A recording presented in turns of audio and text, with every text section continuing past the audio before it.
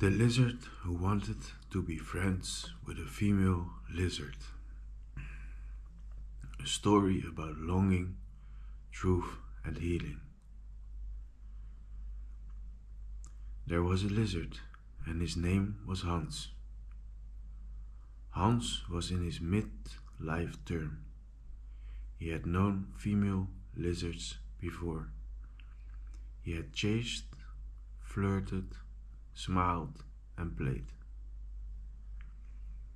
Hans had once been charming, or at least that's how he remembered it. But now he wasn't. Somehow Hans had lost something, and he didn't know what. He had to start over. So Hans began small. He brushed his teeth every single day. But the female lizards didn't come his way. So Hans tried harder. He got a haircut, he selected the best music, he clipped his nails, bought cool shirts, stylish pants, and shiny shoes. He even bought a car. He kept himself busy. But still, no glances, no conversations, no interest. Hans started to feel the clock ticking, but he stayed cool, or at least he told himself he did. He doubled down. He bought cologne, he washed every inch of his body, he started running, then cycling, then the gym, then strict healthy eating. Sometimes he even curled his hair upward for a stylish twist. Still, nothing. So Hans reached further. He went to lizard parties. He tried diving, museums, public transportation, motorcycles. But again, no female lizard showed him interest. And Hans began to wonder, what's wrong with me? He asked this question quietly at first, then louder, until it echoed in his mind like a chant he couldn't turn off. But Hans wasn't desperate. No, Hans was stubborn. He told himself, one day when the right female lizard sees me, she'll love me. She'll stay. She'll be my friend and my female lizard girlfriend. Because Hans had his heart broken before, more than once, and this time he wanted it to be real. But Hans carried a secret, a sickness that lived inside his head. Hans had a disease, one that made him think everyone was either for or against him. He heard comments, cruel ones, that no one actually said, and no matter how much he improved himself, his thoughts twisted everything. When a female lizard didn't respond, Hans didn't just feel disappointment. He heard, "She hates you. You're disgusting. You're weak. You'll never be enough." He looked at his shoes and wondered if they were too purple. He sniffed his cologne and wondered if it was secretly awful. He questioned his smile, his voice, even his soul. But he never let anyone see it. Hans just worked harder. And so it went on. Days, weeks, months, years. Hans dressed sharp, fit and clean, his girl standing proud, but alone. He made some lizard friends.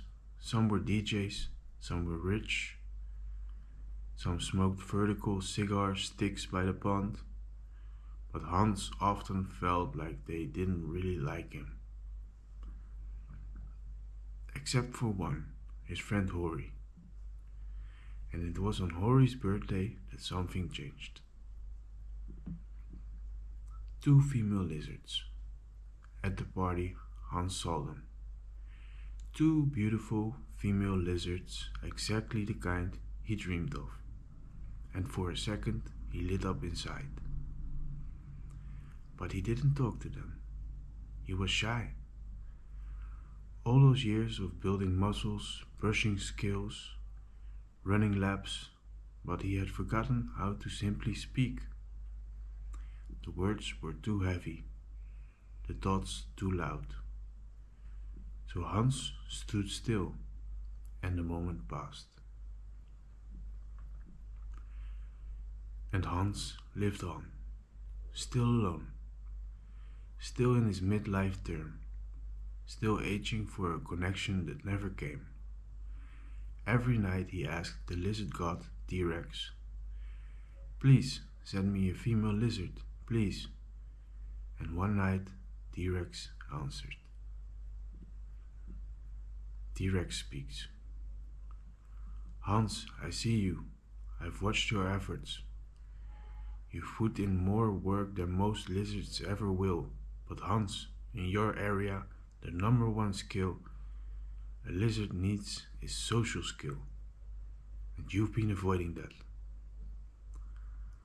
Hans, heart sinking, asked, "T-Rex, is there really no other way?" T-Rex sighed. "There is, but it's not easy. You can move elsewhere, where female lizards are more abundant, or stay and learn to connect even when it feels impossible."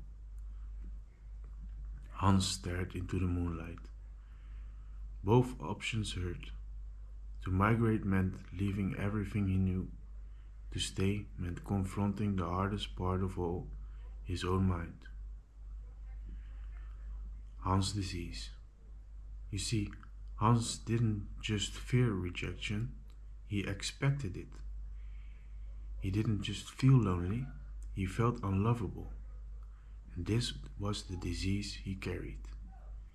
He wasn't lazy, he wasn't a coward, he was hurt, deeply. And finally Hans realized no amount of grooming, training, running, or cologne could fix a wounded heart. The healer. So Hans did something braver than he had ever done. He went to see a gentle old healer. The healer didn't give answers. He gave silence and presence. They sat under the fern by the pond, and the healer said, "Let's watch your thoughts, Hans. You don't need to fight them. You only need to learn not to believe all of them." And when the dark thoughts came, "You're nothing. They hate you. You'll never be loved," the healer whispered, "Say it. I hear you, but I don't believe you." And Hans, with trembling voice, repeated, "I hear you, but I don't believe you." And for the first time in years, the voice in his head grew quiet.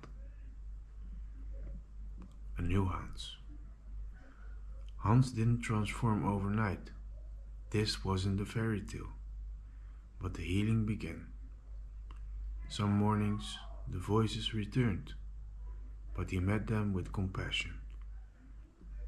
Some afternoons he spoke to other lizards, not to impress, just to be present. And some nights he felt okay being alone. And maybe one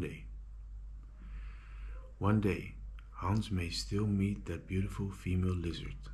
And when he does, he'll speak, not from fear, not to impress, but from truth. And maybe she'll say, "Hi Hans, I see you." And Hans will smile, because this time he will believe it. The end, for now. Or maybe just the beginning.